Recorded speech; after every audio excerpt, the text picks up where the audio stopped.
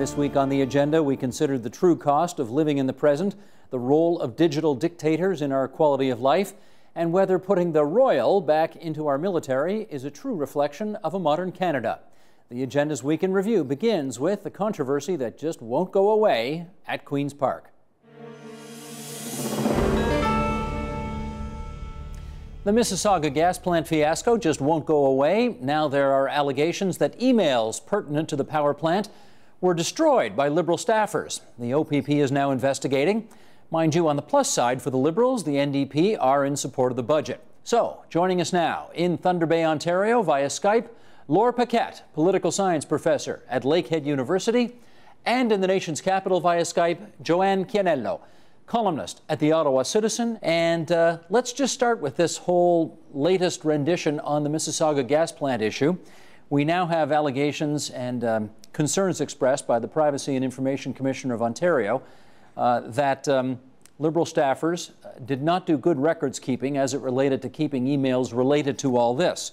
And I guess one of the things we want to find out, Laura, let's start with you in Northwestern Ontario, is how much this issue is percolating beyond the precinct of Queen's Park. Do people in Northwestern Ontario talk about this?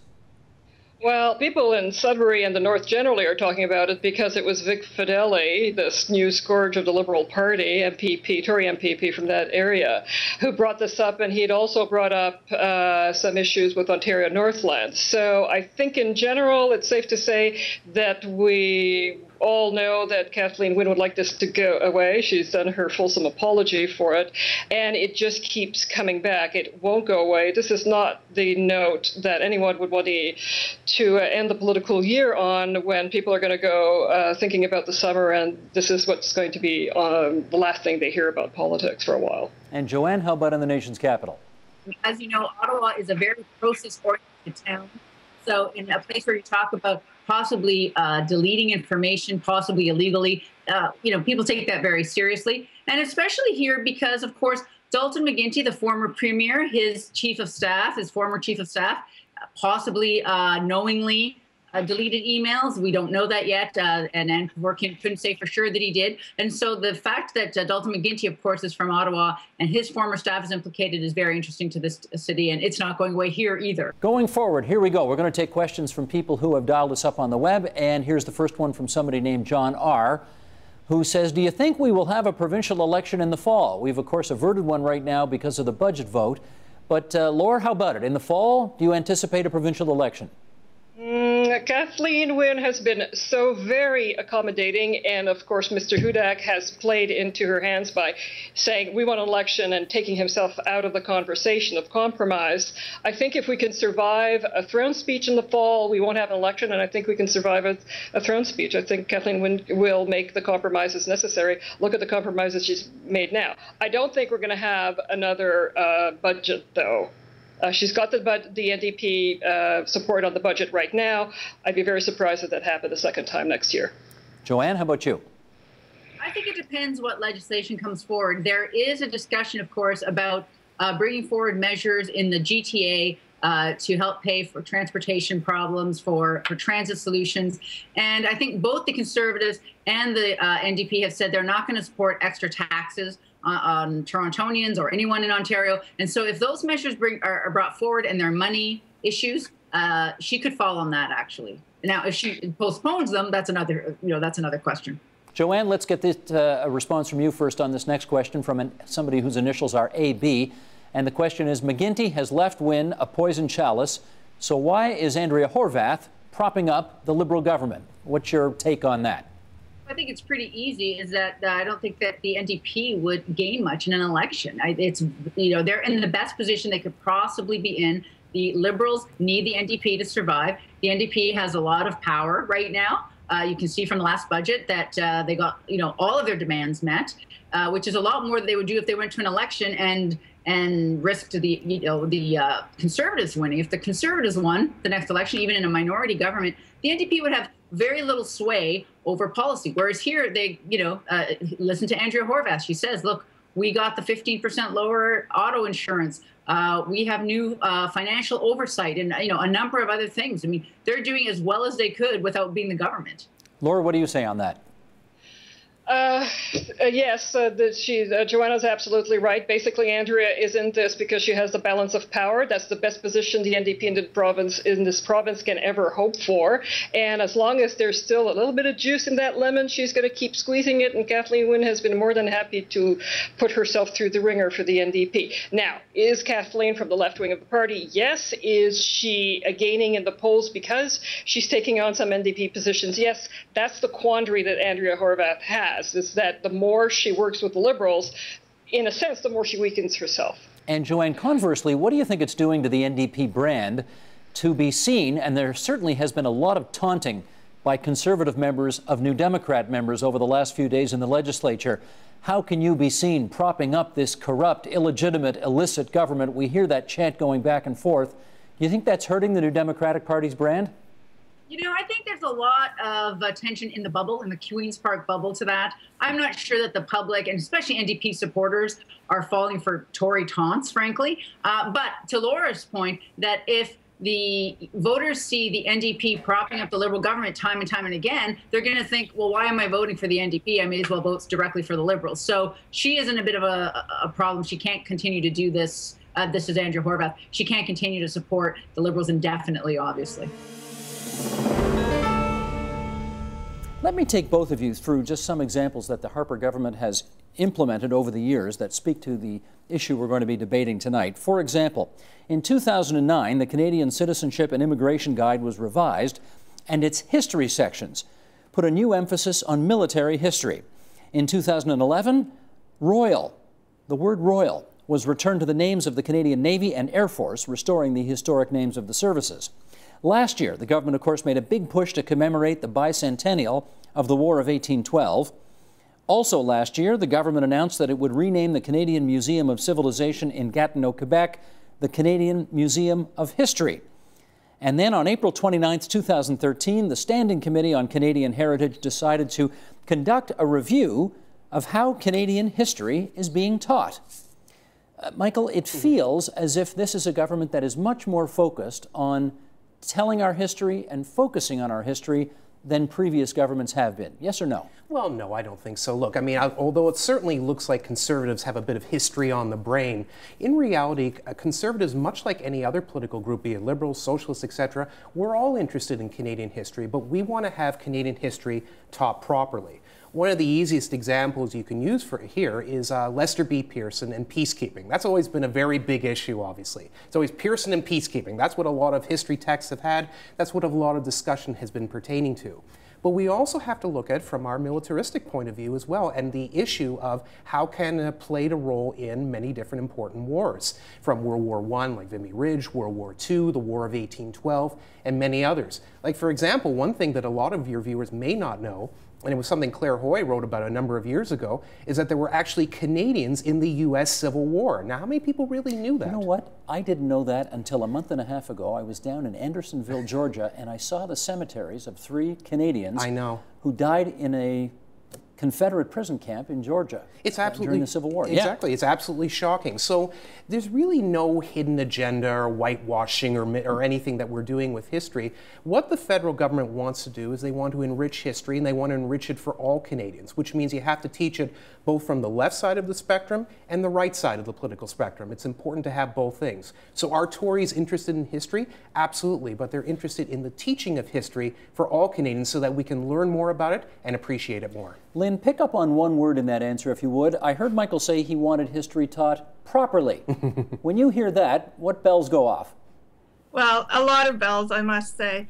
I would argue that it's a great thing in many ways that the Harper government is interested in history. And I would say that, in fact, it is more interested in history than some previous governments. But it does have a clear agenda in terms of how history should be taught and what history should be taught.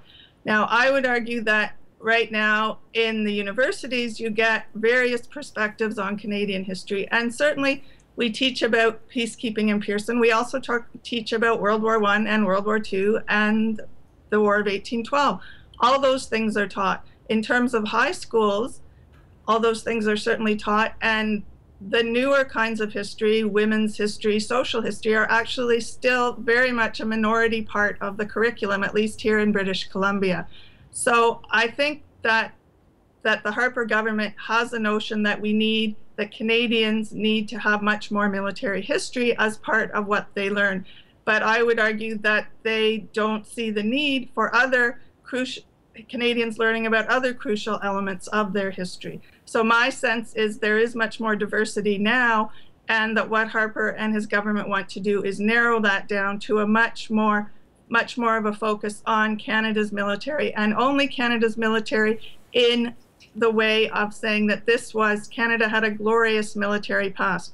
There are various aspects of Canadian history, of Canadian military history, that need to be taught. And even in that context, they tend to focus on the positive and not on things, for example, like the conscription crises in both world wars that almost split the country. So I am concerned when we hear things like teaching history properly. It does very much suggest a narrow agenda that is not my vision of how Canadian history should be studied and taught. Well, let me pick up on one word you just used there and put it back to Michael. Do you think that the Harper government has, quote unquote, as Lynn put it, an agenda in its focus on history?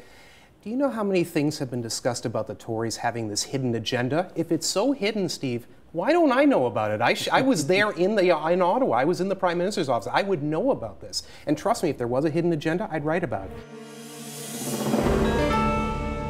When do you think this shift from futurism to presentism presented itself? I think it really happened around the turn of the century. You know, a few different things happened, and, you know, I wouldn't say one thing caused the other, you know, but, you know, we had the turn of the century and the end of the millennium, the Y2K bug, 9/11 we had happen. All these things happened right around the turn of the century that made people go, huh? You know, what's happening? You know, we stopped being a future-leaning sort of speculative culture and became much more a culture looking at, well, what's actually going on now? You know, it's hard to be futurist when you're just at the beginning of a millennium. You know, we're just here now. So that, and then also digital technology, which is very different from the industrial age and broadcast technologies that went before it. You know, with these little remotes and devices and DVRs, we tend to break things up into lots of little pieces. We move from choice to choice to choice to choice, rather than sitting and kind of experiencing a whole narrative or a whole story. And I feel like these two things have combined to really make us very present-focused. On the one hand, it's this healthy present of what's actually happening now? What are the impacts of what I'm doing? How do we move towards a sustainable society rather than always looking over the rainbow? But on the other hand, there's a kind of a present shock, which is less healthy. And that's more just, you know, constantly looking at each device, trying to keep up with your Twitter stream, you know, having things vibrate every time somebody tweets at you or interrupts you, and living in this state of kind of this constant, perpetual, chronic emergency interruption, which really was the kind of state that only, you know, 911 operators or air traffic controllers used to have to endure before this. And to the extent that we as a society feel a certain way about this new presentism in our lives, or present shock, what is our reaction to it? Well, most of us are pretty disoriented right now. You know, most of us are trying to somehow either reconstruct the story that we had. You know, we're kind of desperately looking for something, or we're just spending all of our time and energy trying to keep up. You know, people spend their whole day trying to they go to work and they're just kind of keeping up with their email at work, and they feel they haven't really gotten anything done. Then they got home, and then there's all this other stuff, and your kid's on this device and your wife's on that device, and you might as well be checking this thing while you're pretending to talk to that one. And this feeling of just never going, never exhaling, never actually just being where we are, not having the ability to make eye contact and just form rapport and breathe with another person. So I think there's a hunger for people to, you know, disconnect a little bit, or at least distinguish between all this virtual, digital productivity time and the real time that they spend with other people. I think that Rushkoff is describing a situation that is actually best described in a Portlandia sketch of this individual who gets stuck in a loop of checking all of their various profiles and checking in on them rather than checking in on the outside world. And I think that people do get stuck in that loop of like, I just have to check this one more thing, I have to do this one more thing, I have to do this one more thing. On the other hand, I don't think that that's necessarily anything new. What I do think has been lost has been the space for reflection and the space for contemplation in everyday society. As we grow more secular, we lose that natural space in the week or the day that would have once been occupied by prayer or service or meditation. See, you brought up the word secular, and now everybody knows why we invited this guy. Yes, okay, exactly. Do you want to follow up on that? Rushkoff's theory is very interesting, and I think it speaks more about human behavior and less about the technology. And the technology is just a tool. It lives outside of our behavior. It's how we as individuals embrace it and adopt it. His thesis is actually, it's very broad observations on micro interactions that are happening today. And it's a prediction for, if we don't get them under control, what we're going to see 3, 5, 10, 15, 20 years down the road as they become cultural.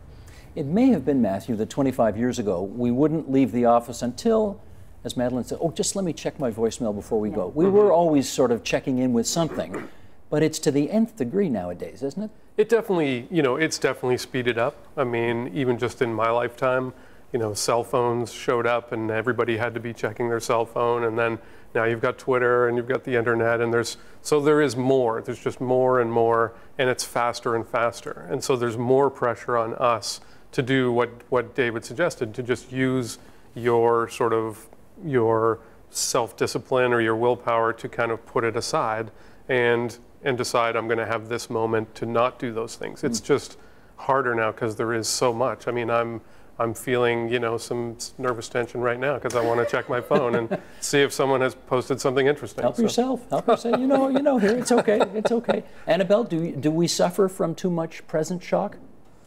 I think I do. I mean, I really did identify with the book. I thought it was brilliant. I think it's asking all those really hard questions that I usually pose to my students. We deal with this content every day, but I think we don't often, Madeline, as you said, reflect really on what it means. And I think that the book did a really good job with that, just sort of saying, well, what is happening right now? What is, our society going through? And how can we make sense, of, this turbulent time, of that overwhelming amount of information we all need to deal with? And for me, it's also the self, really. Like, how do I put myself out there on the internet? How do others see me? What are the kinds of reaches that my persona has? And what does it mean to be so divided among so many tools, devices, and platforms? Marlene Zuck, let me go to you next. How about it? Modern life in conflict with good health, do you think?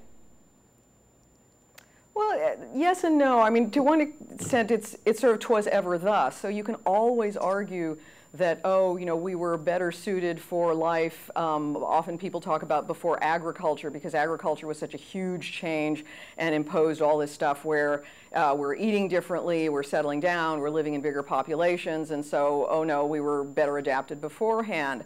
But the problem is, every time you try and think back to an earlier time, you could always think back to a time before that. So, people often talk about, it was really great back in the Pleistocene when we were living in hunter-gatherer groups and we were eating unprocessed foods and so forth. But, if you wanted to, you could say, but, the hunting thing, what about the hunting thing? We used to, as humans, scavenge kills from other animals, other predators that had killed, say, mammoth or a gazelle or something, and then we'd steal that rather than hunting it. So should we have fretted about, things are changing and we shouldn't be doing this newfangled hunting thing? What's with the spears? We should put the spears down and go back to stealing food the way our ancestors did. It was all better. And so I totally agree. None of us are, I don't think, are going to advocate for being Luddites, but it's also true that you want to temper this idea that, it's unprecedented what's happening, because things have been changing pretty much continuously. Edward Tenner, can I get you to weigh in on that? There's one phrase that keeps coming to my mind, and it's the plasticity of longevity. And that is a demographer's term for the fact that the human lifespan has been increasing by 2.5 years every decade since 1840. So if longevity is the best indication of the effects of technology on humanity over the last century and a half, then you'd have to say it's a success. On the other hand, there's another concept called the expansion of morbidity, or the, on the other hand, the compression of morbidity. And that means how much time people spend in their lives, including their longer lives, being sick. And there is some indication that because of some of the very things that have extended human life, people may be spending a longer part of their life in pain or in unhealthy conditions. So I have to agree with my two colleagues that it's a mixed picture. John, have we paid enough attention to the relationship between the brain and the body over the years? Oh, I think clearly not. If you look at the largest causes of morbidity and mortality in industrialized societies, they now fall at the feet of chronic diseases that have very strong behavioral and social antecedents and influences. And that's in part because we've assumed diseases were either germ-based or organ-based rather than orchestrated by the brain. And many of the chronic diseases have very strong central nervous system or brain influences on them. So it's actually completely counter to what we've been taught ever since we were little kids, which is stay away from the germs and you'll be okay. In fact, it's a lot, have I got this right, John Cassiopo? It's a lot more complicated than that. It's a lot more complicated. One of the publications we did recently was on mortality in a nationally representative sample here in the United States. And people's loneliness in 2002 predicted in this older adult sample how many had died by 2008. And that was net demographic factors and their objective social circumstance and even their health behaviors. It was above and beyond all of those standard risk factors that one might anticipate. So Mark Berman, is it a mistake for us to flock to cities? As we clearly are and have been for 100 years. I think what our research is showing, I mean, if we all moved out into the country, we'd be destroying the nature, the very nature that we've been talking about as beneficial. So I think the way to move forward is to try to incorporate natural elements into the city, to try to make the cities more livable, to promote better health and things like that. So more parks for sure. Definitely more parks. More green space in cities would help. More green space, but we need more research to actually understand what it is about nature that's leading to these benefits. Once we understand what it is about nature that leads to the benefits, then we can design spaces that sort of optimally improve human functioning.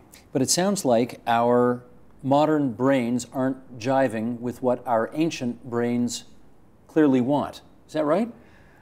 Well, modern society is creating technologies and things that are maybe not jiving with our ancient brains. I mean, if you think about advertising, advertisers are capitalizing on our ancient brains. They're eye-catching, they demand our attention, which is going to be taxing and fatiguing. So if you're going through an environment where there are things in the environment that are designed to sort of capture your attention and tax you, that might hurt functioning to some extent. And following up with your discussion, the brain is trying to adapt to these new environments.